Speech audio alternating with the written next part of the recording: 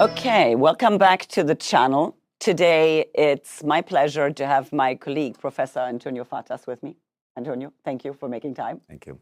So what we thought we'll do a deep dive into the intersection between the private capital space and economics right now. Of course, we're sitting here at the end of the first quarter of 2025. So obviously many things have happened in the last couple of weeks.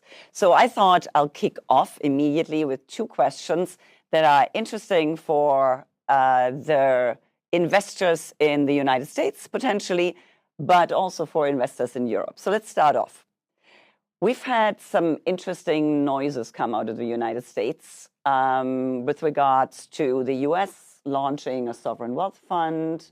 There were some conversations around crypto reserves. Now, obviously, given the US dollar being like the reserve or anchor currency, can I ask you to just comment on that? Is this completely crazy? Is this good? Is this bad? If this would go ahead, what would that mean for the rest of the world?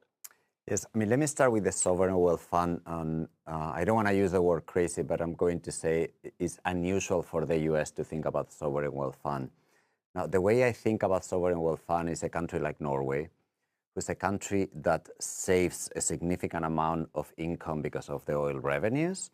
And because of that, they must accumulate foreign assets. They don't have a choice, because when a country saves as a country, you have to buy foreign assets. So those foreign assets, you want to manage them through a fund. That's what we call it, a fund, and you try to get high returns. Now, when you go to the US does not save as a country or as a government. So it's not that they're accumulating foreign assets. The US doesn't have foreign assets. US corporations might have, but not the US as a country or a government. So when you create a sovereign wealth fund, when you are not a saver, it means that you somehow borrow money from someone else. So you issue debt, and you take those funds and then you buy assets. But that's, to me, is an odd fund, because it's more about the US government trying to leverage itself to get returns. That, to me, you can call it a sovereign wealth fund if you want, but that's not what I'm thinking about it when I think about a sovereign wealth fund. Same about buying Bitcoin or other cryptocurrencies. Again, the US government does not save, but sure, they can borrow, and with that borrowing, buy cryptocurrencies, either to get returns or for a purpose that I'm not sure I understand quite well. So I would say it's unusual. It is not the country that I would expect creating a sovereign wealth fund. Yeah, so simply because there are no resources to put in. So it would be 100% leveraged vehicle. So, which is kind of an interesting play in the context of leveraged buyouts. Yep. But we will see what comes out of that. Interesting. Now, jumping across the pond to Europe. Now, obviously, we've seen Europe starting to really consider investment, being in defense, or be it in general, in its companies, for example. So, as a European, both of us being Europeans, should we expect that Europe will kind of rediscover its mojo all of a sudden again? Is this a time to become more positive about Europe? At least for me, having been reasonably skeptical about Europe as a long-term expat for the last 3 decades. So I'm cautiously optimistic that this was going the right way. I mean, I think I've always been more optimistic than most people about Europe. I think Europe has shown in recent years that they can go through really serious existential crisis and survive. Mm-hmm. What they haven't done that well is when there is no crisis, I think they don't have a sense of direction. So during crisis, I think they get together, they do things that no one expected them to do, but then in normal times, you don't see that sense of direction. I think what is happening now might be more than a crisis. It is a crisis in many ways, but at the same time, I think they're getting into the idea, and we need a sense of direction when it comes to defense, for example, because this is going to be something that they need to do for years, not just for the next months. They need a sense of direction when it comes to technology. They need to rediscover the beauty of the single market, which I think we had forgotten. So I'm a little bit hopeful that some of the things create a momentum that goes beyond just the crisis. Now, I'm a little bit cautious like you are, because Europe is a complicated political animal. Yep. There's still lots of countries. There's still many ways to think about Europe. There's still some political divisions, in particular in some countries that are increasing, like they have happened in the US. And again, creating one idea, one strategy out of that complexity, it will be challenging. But again, relative to a few months ago, I'm a lot more optimistic about Europe than I was a few months ago. Okay. So one more question on Europe. So across Europe, we've seen the median age of different countries increase over the last 10, 20 years. So Europe, as a whole, is not a young place. Very different to the United States, which for many reasons has maintained a much lower median age for a long period of time. Do you see this, do you see kind of demographics as an issue? How do you imagine Europe would deal with this? In demographics, it's a slow-moving trend that is going a little bit faster today than a few years ago. It's slow-moving in the sense that the population ages slowly, and you're going to see the effects of what you just said over the next years, if not decades. But you are right, Europe is on a trajectory, in particular some countries, where the average age or the median age is going to increase very fast, and unless we sort immigration in a way that is better and more sustainable than we've had in the past, from an economic point of view, this is a serious challenge. And a number that I quote when I'm teaching these days, in the last 4 years, if you look at the European Union, 80% of the jobs created, 80% went to a person who was not born in the European Union, a migrant, 80. Now, that number is going to be a lot higher going forward. Now, if we say, okay, immigration is causing trouble, it's too complicated, and I understand why people say that as well, and we stop immigration, from an economic point of view, in many countries, we're going to have declining employment. It's hard to have a dynamic economy when you have fewer and fewer workers every year. So when it comes to investment by companies, again, if they don't see workers, you're not going to see that investment happening. Sure. So, which ultimately means Europe has to get, as a whole, immigration right. Correct. So otherwise, the aging population will become an issue. Yep. Now, let's talk about things much closer to home for you and interesting, obviously, for everyone involved, particularly in private equity and in leveraged buyouts. Interest rates, inflation, risk-taking. So we've come until 3 years ago we've gone through a massive shift from very low interest rates, high liquidity, very positive pro-risk, risk-on environment, to a very sudden rise of inflation again, interest rates rising, obviously businesses and investors taking the foot off the gas. So how has this kind of like changed the way investors or institutions perceive risk, and how may it change going forward? I think what we've seen, I mean, there's two separate issues. There was a long-term trend that goes back maybe 30, 40 years, where interest rates were coming down from the very high values of the mid-1980s, 1990s. That trend has not reversed. Compared to those decades, interest rates remain really low compared to those years. Then there was something else that was more cyclical, that is around COVID, during the COVID crisis, slightly before and during the COVID crisis, interest rates fell even farther, taking them to levels that are like really unusual by historical standards. Now, since then, we've seen a reversal. So in the last 2 years, we've seen interest rates increasing, not to the levels of the 1990s, but to levels which are more or less where they were in 2007. So that reversal is obviously having an effect on how financial markets look at money. Sort of money is more expensive than it used to be. It is not too expensive, again, if you take a long historical view, but it's more expensive. Something else happened around the same time, which is, in particular, the stock markets became very expensive, at least by my calculations.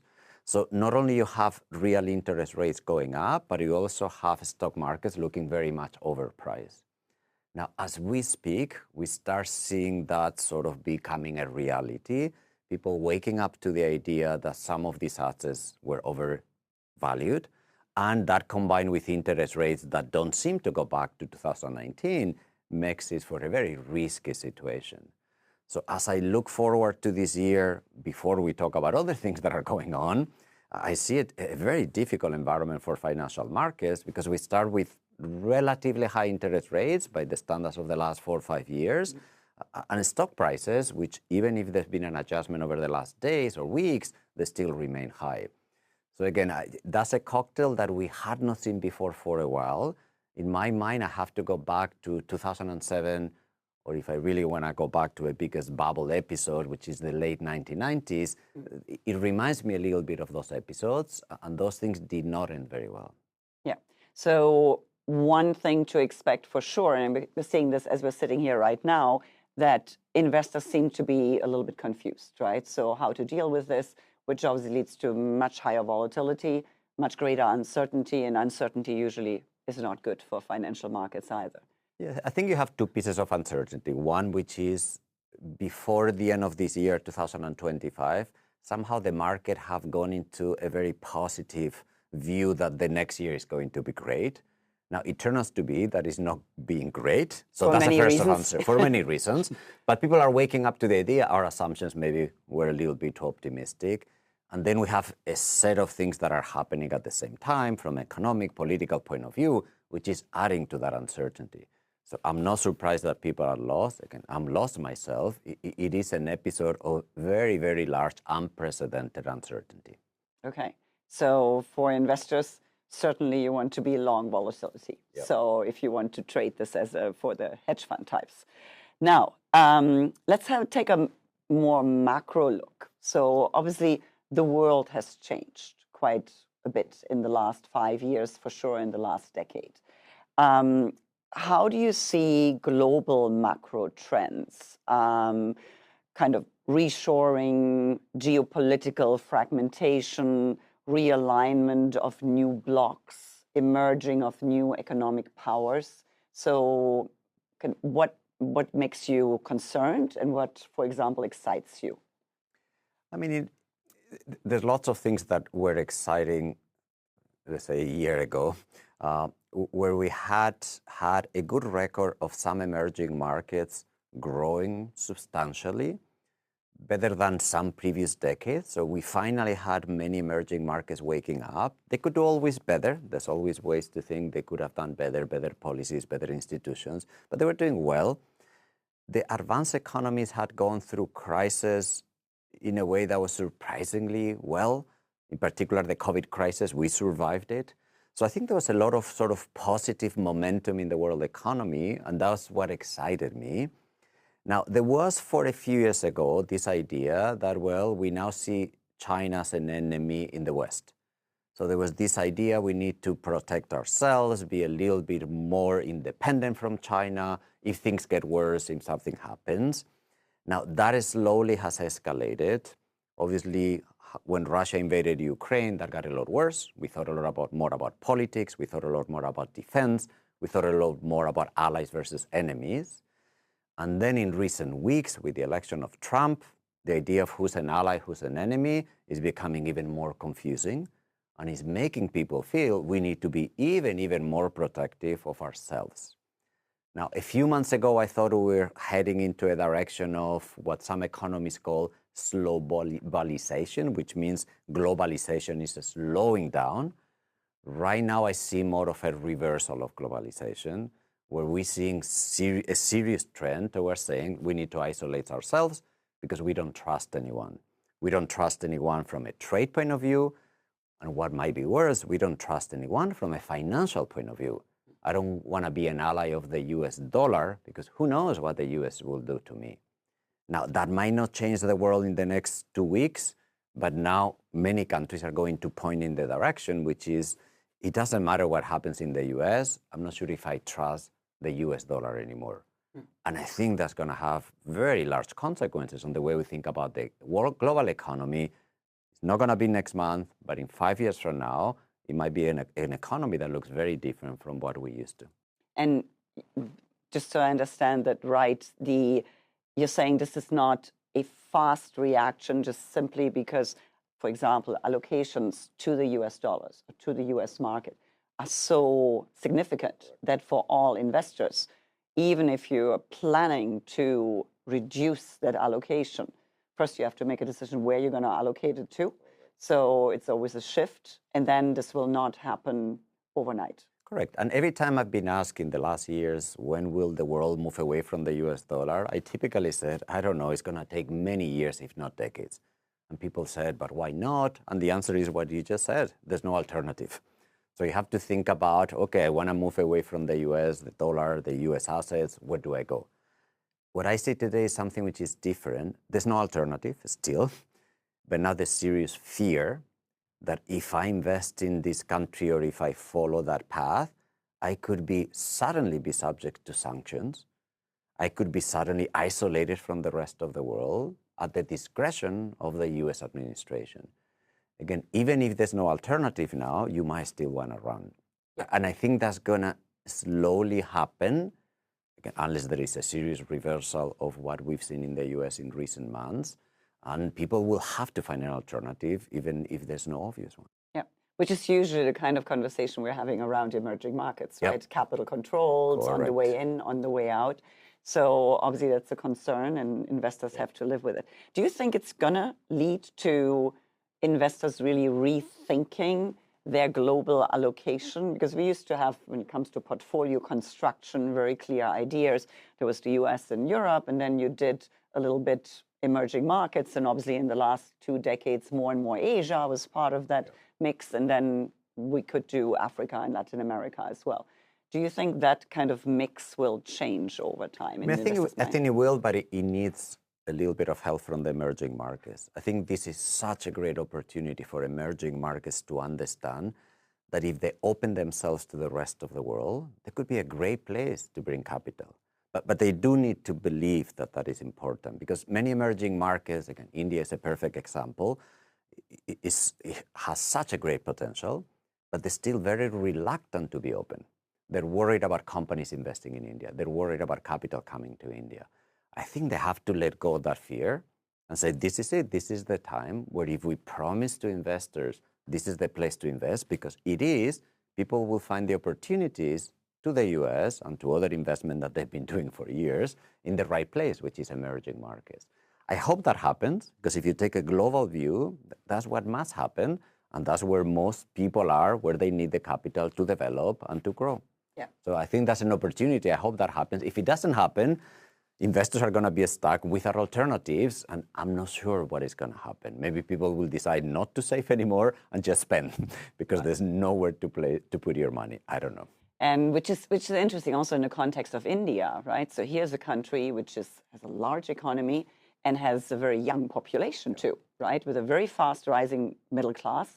So again, a little bit of courage to allow themselves to potentially become the place where investors find safe haven. Interesting concept. Yeah, and be confident now. I'm sure you get this when you teach in your class. Sometimes people say, but if you have foreign capital coming to India and they own our country, that's probably bad for us. And I typically say, just relax. Relax. This is life. This is globalization. This is capital markets. That's going to help you develop, even if part of your country or companies are owned by foreign investors. So I think that's something that is not easy for emerging markets to just let go of that sensation that or that idea that they need to control everything. And if they let go, I think that would be great for them. Yeah. Will be interesting to see how this works out. By the way, I hope some listeners from Latin America are online as well. So, which would be a similar conversation in Latin America more and more because of China investing. So how much do we allow for China to own assets in Brazil or in Chile? So interesting. Can I ask you about gold? So obviously gold has seen just in the last couple of months and pretty much a consistent upward trend. How do investors think about gold right now? Obviously very positive, but is that the safe haven? I mean, I see gold, maybe this is not fair, but I'm going to put it in the same category as Bitcoin. These are assets that do not have an intrinsic value that matches what you see in the market. Gold does have an intrinsic value because it can be used for jewelry, industrial purposes, but that value is much lower than the market price. Bitcoin has no intrinsic value, 0, but it has a positive market value. Now, if people believe these are assets that one should own in certain times, they'll buy that asset. The value of that asset will go up, and you will sort of confirm that that was a good idea. Now, that's what we're seeing today with gold. Now, I'm not a big fan of thinking about assets in that way, because this is not going to last. One day, people will not be looking for safe assets, and the price of gold will go down, as it has in history. Yeah. Gold is not an amazing asset in terms of returns. If you take a long-term view, sometimes, yeah, it's a great asset to buy. So I think this is what it is. Same with Bitcoin, same with gold. We have some beliefs about which assets one should buy in certain times. And as long as enough of us have those beliefs, sometimes they will go up, sometimes they will go down.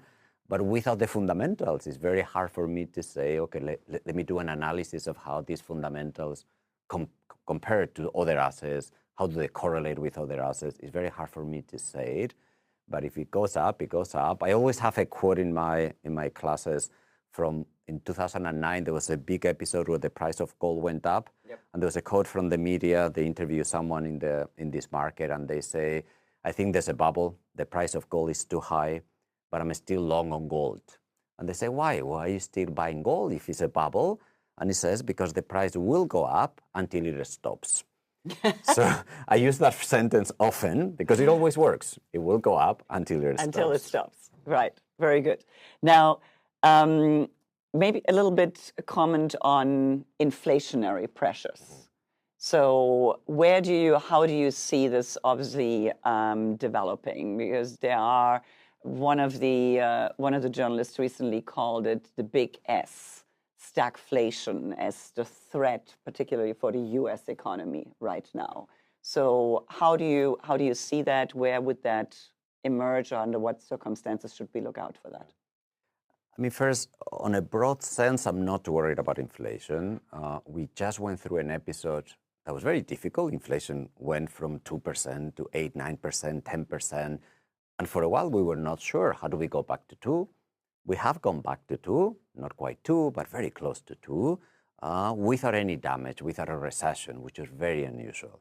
So that shows, look, central banks are not bad at this. They really can control inflation, even when things go well, like in 2022. At the same time, every year, we have to worry about it, and central banks need to be alert.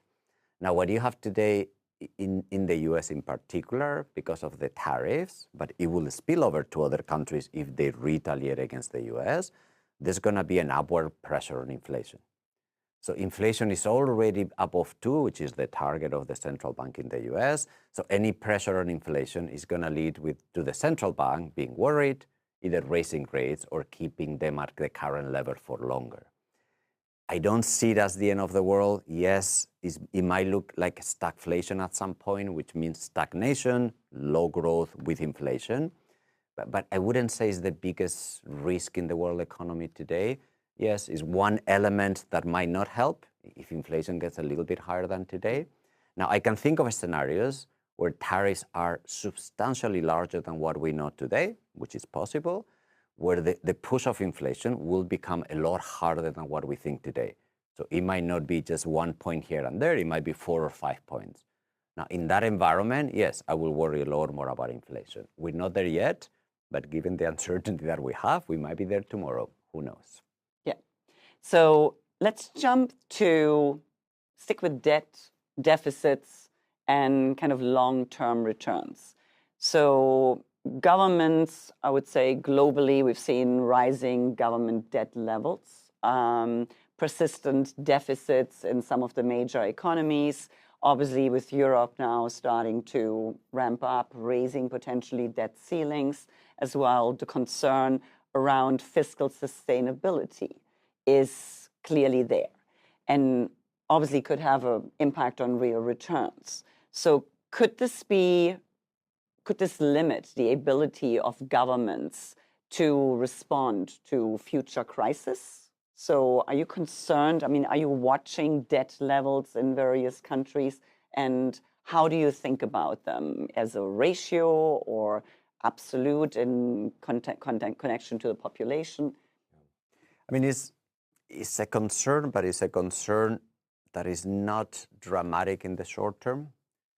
But it gets really dramatic if I look forward more than a couple of years. This is what I mean. When I look at debt levels, typically what I do, that's what most economists do, You look at what are the interest payments on those debt levels, which increase with debt and increase with the interest rate. You look at the growth rate of the economy, because that helps keep the debt to GDP ratio stable. You sort of make a comparison, you do a few calculations, and you say, look, to keep the debt stable as a ratio to GDP, how much effort do governments have to make? And is that feasible politically? Can I imagine a government doing this? Now, if you do that for many countries, you see numbers that say it's not that bad. It's not that bad. You can sustain these levels. Now, the problem is in some countries, in particular the US, even if it's feasible, they don't do it. So one thing is to say it could be possible. The other is, yeah, but they don't do it. They don't do it today. They didn't do it under the previous president. They didn't do it under the previous president. And then you get this trend, slow-moving trend, and then you say, wait, this is not going to end well. Now, is it not going to end well in 2025? No, because there's not enough pressure for that. But markets increasingly are going to say, well, if it is not going to end well in 10 years, let me get out now. Why would I wait until there is a crisis? Now, you start seeing some of that. Not a lot, but some of that. When the French government was going through some political turmoil a few months ago, you started seeing some of that. When the UK government with Liz Truss was doing some strange things, you saw a lot of that, not just some of that. So I think we start seeing that in some of these countries. I could imagine Trump facing some of that in the next 3 years, where the markets say, look, this is not serious. You're not fixing things. I'm going to put pressure on you. Interest rates will go up. And then all these calculations that I said I was doing earlier, they're going to start looking worse. As interest rates go up, everything looks less sustainable. So to me, this is going to be part of the news going forward. I don't expect a crisis in any of these countries tomorrow or in the next, 5 years. But if you start giving me a longer horizon, then I do get worried, because demographics, we talked about it before, is going to make all of this worse and worse as time passes. Growth is not strong enough to save us. So we're going to have to make some hard political choices at the time that we need to spend more on defense, more on climate, and more on who knows what. So again, yeah, I think this is an issue that is going to keep me awake more and more as time passes. Okay, so we will be watching that. Staying on issues that keep you awake, do you keep an eye on the connection of policy with certain tech cycles? So the rise of AI, conversations around AI, and good or bad, will it accelerate certain trends? Is that something that you keep an eye on as well? Yeah, and there's two things that one thing that excites me, we finally have a technology that potentially could pay off. I think if I go through previous buzzwords we've used, whether it is, blockchain, whether it is NTFs, whether it is all these things, I thought those things did not have the potential. AI does. So here is a technology that gets me excited and gets many other people excited. Two concerns. One is maybe people are too excited. And if we overdo it, we're going to end up crashing. And I see a little bit of that in some areas. The second concern, which is a lot bigger, this technology today is controlled by large companies. And given the way it works, it's going to be controlled by large companies. I'm a little bit worried that the increasing size of the companies that control technology, which we've been seeing now for many years, is reducing the capacity to innovate. Because innovation, if there is any, will get bought by these companies. And by doing that, they just protect the rents. And I see a trend that we've seen over the last years, which has not been good for innovation. And I see with AI potentially something even worse than that. Because it's all about scale, it's all about size. So that concerns me. But again, if I take a step back and I say maybe we can figure that out through regulation or something else, or through competition, you don't need regulation when you have competition, then there is a potential that hopefully we'll be able to exploit. Yeah. So whilst Europe is trying to manage it with protection and regulation, so we'll see. I would agree with you. It's one concern that we seem to have a situation where winner takes all in that space right now. which usually doesn't lead to optimal outcomes, right? Neither in terms of innovation nor in terms of users, right? Correct. Usually. So, Antonio, thank you so much. Thank you for making time. You just came out of class. I just came out of class. So I think we just had a masterclass in economics on how we look at the world right now. It's a real pleasure. Thank you very much for joining my channel. If you liked it, please like it below. Sign up to the channel. There are more conversations to come. And of course, if you have any difficult macroeconomic questions for Antonio, put them in the chat below and we'll pass it on. Thanks very much.